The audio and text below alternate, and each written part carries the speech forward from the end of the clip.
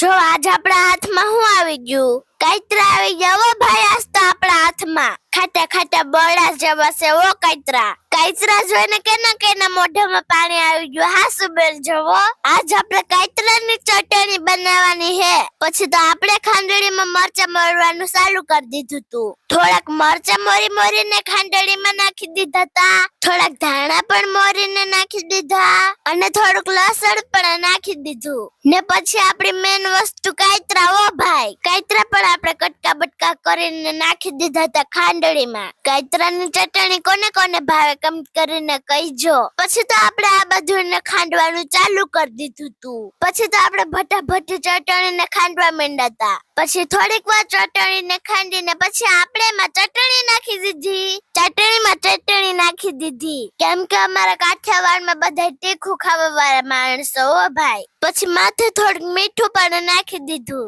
પછી સરખાઈ મિક્સ કરીને આપણે ઘડીક વાર ખાંડી નાખ્યું. થોડીક વાર આપણી ચટણી એક નંબર ખંડાઈ ગઈ હો. પછી આપણે ચટણીને વાટકામાં કાઢી લીધી. હવે આને માખણમાં વઘારવાની છે, હાલો ભાઈ. પછી આપણે ચૂલા પાસે બધું ભેગું કરી લીધું.